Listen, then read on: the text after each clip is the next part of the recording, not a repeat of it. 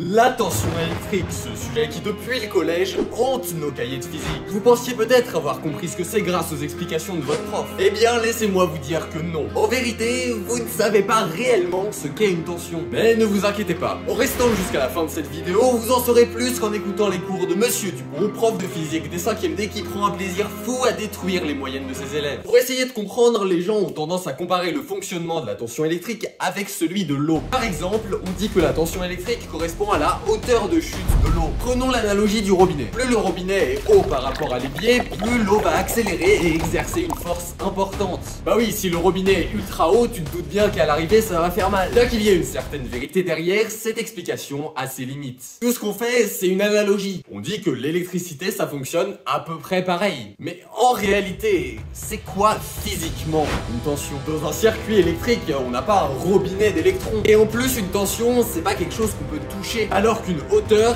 c'est une longueur, et ça on voit très bien ce que c'est. Par exemple, qu'est-ce qui différencie les électrons d'un circuit 9 volts d'un circuit 3 volts? Les plus malins d'entre vous me diront que la pile à 9 volts a simplement plus d'énergie que celle de 3 volts. Ok, très bien, mais est-ce que tu sais vraiment d'où vient cette énergie? Avant d'y répondre, on va faire un tour rapide sur comment fonctionne l'électricité. En gros, ça fonctionne avec des électrons qui sont de toutes petites particules. À l'intérieur d'un fil électrique, il y a ce qu'on appelle un matériau conducteur, comme le cuivre. Et si par exemple vous placez ce fil dans un circuit électrique, les électrons vont avoir tendance à se déplacer dans une direction en particulier. C'est ça ce qu'on appelle le courant électrique, et ça permet de faire fonctionner des appareils. Par exemple, les contacts entre les électrons et les atomes de cuivre peuvent créer de la chaleur qui alimente un four. Si on reprend l'analogie de l'eau qu'on a utilisée au début, ce courant pourrait être comparé à celui d'une rivière. En sachant ça, on pourrait se demander comment se déplacent les électrons dans ces fils. D'où leur vient une telle énergie? La réponse, c'est la tension. Pour tout vous expliquer, on va revoir ensemble ce qu'est la gravité. Si on se trouve en haut d'un immeuble et qu'on jette une masse sur une voiture qui se trouve en bas, ça risque de faire mal.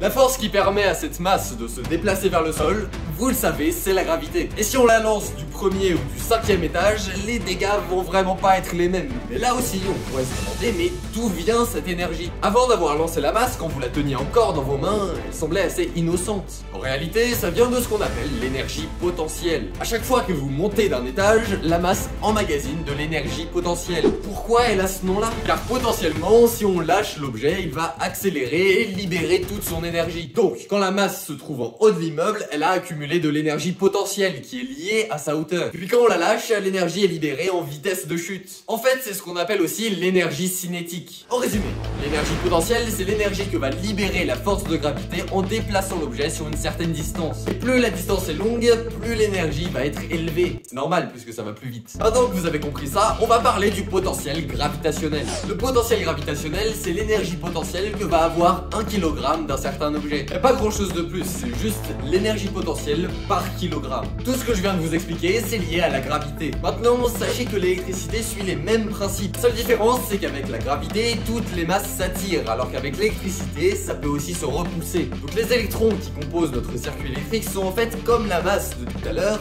mais ils se repoussent entre eux. C'est comme si la masse était repoussée de la Terre et qu'elle allait vers le haut. Et devinez quoi, l'énergie potentielle dont on a parlé, ça marche aussi pour l'électricité. Mais du coup, on appelle ça une énergie potentielle électrique. Pour des électrons, ça suit exactement les mêmes principes que pour l'énergie potentielle gravitationnelle, mais à l'envers. Eux, ils ont pas un fort potentiel quand la distance est élevée, comme avec la gravité. Non, pour avoir un haut potentiel électrique, il faut que nos deux électrons soient le plus proches possible entre eux. On se rapproche de la notion de tension électrique. Mais d'abord, il faut se demander comment les électrons se déplacent dans un circuit électrique. Vous allez me dire que la réponse est simple, c'est grâce à une pile. Bah oui, dès que vous connectez une pile à un circuit, ça génère un courant électrique. Sur une pile, on a deux bornes, une positive et une négative. Une des deux bornes possède un potentiel électrique plus élevé que l'autre, c'est la borne négative. La borne positive, elle, a donc un potentiel plus faible. À cause de ça, il y a une différence de potentiel au sein même de la pile. Et c'est ça qu'on appelle une tension. Si on regarde la borne négative du circuit un peu plus attentivement, on se rend compte qu'il y a un peu plus d'électrons que dans la borne positive. Notamment au niveau de la surface du fil, mais je vais pas rentrer dans ces détails-là. L'énergie libérée vient du fait que les électrons se repoussent. En passant de la zone à fort potentiel électrique à la zone à faible potentiel électrique, il libère de l'énergie, exactement comme la masse de tout à l'heure.